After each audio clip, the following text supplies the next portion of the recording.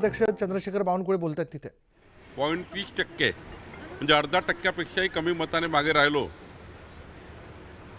त्याची सर्वसाधारण कारणे काय आहेत त्याचं आम्ही विचारविनिमय आमच्या केंद्रीय नेतृत्वासोबत केला आणि जिथे आम्ही कमी पडलो आहे त्या ठिकाणी अधिकचं काम करून जे कमी मतं आहे ते पुन्हा एकदा आम्हाला विधानसभा निवडणुकीत कमी पडू नये याकरता आम्ही त्यावर काम करतो आहे. राज्याचे आमचे सर्व नेते आणि आमचे सर्व कार्यकर्ते यावर काम करणार आहे. लवकरच महाराष्ट्रामध्ये मतदारांचे आभार धन्यवाद यात्रा या ठिकाणी संपूर्ण महाराष्ट्रात आम्ही करतो आहे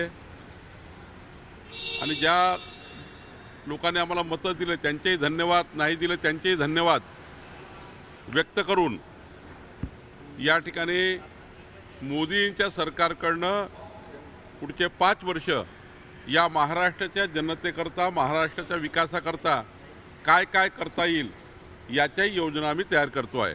शरद पवार म्हटले की मोदींनी माझ्यावर प्रत्येक सभेत टीका केली, हे माझं भाग्य आहे. त्यांनी विधानसभेचं रणशिंग फुंकलं, शेतकऱ्याच्या मदतीनं आम्ही सत्ता बदल करू असं ते म्हटले. मोदीजींनी एखादा शब्द बोलले, तुम्ही तर मागच्या 1.5 वर्षापासून मोदीजींना काय काय बोलतायत जरा ही महाराष्ट्राच्या जनतेने नोंद घेतली आहे.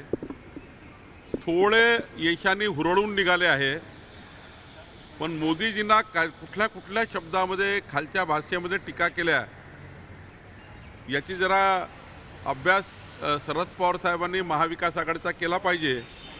अत्यंत तुच्छ पद्धतीने, गलिच्छ पद्धतीने मोदीजीवर व्यक्तिगत रूपाने टीका टिप्पणी महाविकास आघाडीच्या नेत्यांनी केली आहे.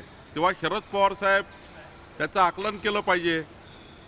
एखादा शब्द मोदीजींनी बोलला तर एवढी लागली आणि महाविकास आघाडीच्या नेत्यांनी मोदीजींना काय काय बोलले आहे जरा याचं आकलन पवार साहेबांनी केलं पाहिजे. विधानसभेच्या निवडणुकीमध्ये अजितदादांना सोबत देणार नाही असं बोललं काल गिरीश महाजन. विधानमंडळाच्या सर्व सदस्यांनी, भारतीय जनता पार्टीच्या प्रदेशांनी देवेंद्रजींना सरकारमध्येच राहून भारतीय जनता पक्षाला, संघटनेला मदत करावी अशी विनंती आम्ही केली आहे आणि त्यांनी ती विनंती मान्य केली असं आम्ही समजतो. केंद्रीय नेतृत्वाने सुद्धा आमची विनंती मान्य केली असे आम्ही समजतो. मला वाटतं एक चांगला निर्णय या ठिकाणी होईल, कारण देवेंद्रजी सरकारमध्ये असणे म्हणजेच मोदींच्या सरकारच्या 5 वर्षाच्या पुढच्या योजना ज्या काही महाराष्ट्र विकासाच्या आहे त्या महाराष्ट्रात आणण्याकरता महायुतीचं सरकार काम करेल, त्यामध्ये देवेंद्रजी असणं आवश्यक आहे. विधानसभेच्या निवडणुकीमध्ये अजितदादा तुमच्या सोबत असेल याबाबत चर्चा झाली आहे का? अजितदादा सोबत असणार आहे का यावेळेस विधानसभेत? नाही, महायुतीच्या सर्वच नेत्याबद्दल या ठिकाणी मी असं म्हणेल की सर्वांनीच या ठिकाणी महायुतीमध्ये आपल्याला चांगलं काम करायचं आहे. महायुतीच्या माध्यमातून पुढं जायचं आहे आणि महायुती ही पुढं नेण्याकरता आपल्या सर्वांना काम करायचं आहे. दादा गटाकडनं सांगितलं जातं आहे की दादाला टार्गेट केलं तर आम्ही विधानसभेत वेगळा विचार करू. नाही, कोणी म्हटलं आणि कशाला म्हटलं? आमच्याकडनं असं कोणी बोलतही नाही, आमच्याकडनं कोणी असं प्रयत्नही करत नाही. ज्यांनी हा प्रयत्न केला त्यांना लखला, पण आमच्याकडनं अशी कुठली भूमिका नाही. छगन भुजबळ सध्या नाराज असून वेगळा पर्याय निवडण्याची देखील शक्यता असल्याचं बोलण्यात येतं. छगन भुजबळ सध्या नाराज आहे आणि वेगळा छगन भुजबळ साहेबांना विचार लागेल की त्यांची नाराजी काय आहे, त्यांच्या भूमिका काय आहे. त्यांच्या भूमिकेबद्दल माझं मत व्यक्त करणे योग्य होणार नाही. सर, कल दिल्ली में बैठक हुई है क्या?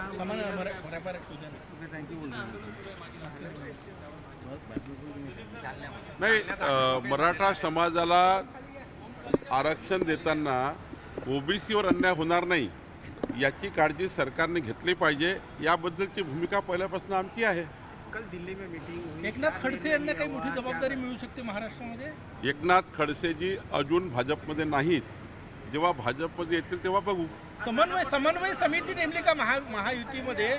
जागा वाटप आहे, बाकीचे फॉर्म्युले, समन्वय समिती काही नेमलेली आहे का विधानसभा निवडणुकीसाठी? आमचे प्रभारी भूपेंद्र यादवजी, अश्विनी वैष्णवजी येतील आणि योग्य चर्चा करतील. नाना पटोलेसारखा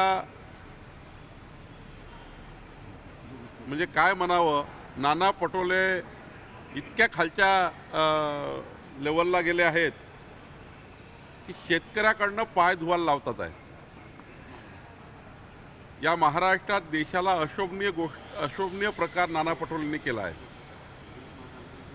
आणि गुलामगिरीची गुलामगिरीमध्ये जसा देश होता, इंग्रजाच्या काळात देश होता, पुन्हा हा इंग्रजाचा काळ काँग्रेसने आणलेला आहे. इंग्रजाच्या काळातली जी काही मानसिकता होती ती नाना पटोलेंनी स्वीकारलेली आहे. नाना पटोलेचा मी निषेध करतो आणि खरं तर नाना पटोले यांनी आपल्या पदाचाही अपमान केला आहे, व्यक्ती म्हणून स्वतःचाही त्यांनी आपला अपमान केला आहे. त्यांनी आत्मपरीक्षण केलं पाहिजे की या पद्धतीची शेतकऱ्याकडनं पाय धुवून घेणे, कार्यकर्त्याकडनं पाय धुवून घेणे आणि या पद्धतीचं नेतृत्व करणे हे शोभणारं नाही आहे. याचं आत्मचिंतन नाना पटोलेंनी केलं पाहिजे आणि भविष्यामध्ये त्यांची जी बुद्धी आहे तो बुद्धिभेद झाला आहे तो दुरुस्त केला पाहिजे. कधीपासून यात्रा तुमची धन्यवाद यात्रा कधीपासून सुरू होते महाराष्ट्रात? आम्ही या महिन्यामध्ये संपूर्ण योजना तयार करतो आहे आणि जुलैमध्ये संपूर्ण महाराष्ट्राच्या जिल्हा परिषदच्या मतदारसंघाप्रमाणे नगरपालिका महानगरपालिकेमध्ये आमचे जे खासदारकीचे उमेदवार होते ते सर्व उमेदवार आणि आमचे आमदार खासदार सर्व आमची संघटना हे जुलै महिन्यामध्ये धन्यवाद आभार दौरा आम्ही करणार आहोत आणि ज्या मतदाराकडे आम्ही मत मागायला गेलो त्या मतदाराकडे जाऊन मोदींच्या नवीन सरकारच्या योजनाही पोहोचवणार आहोत.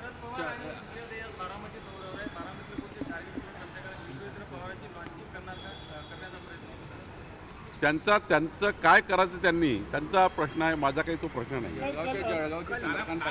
पाय धुणाऱ्यांनी असं म्हटलंय का होय मी पाय धुतले पण याचं राजकारण करू नका, मी आणखी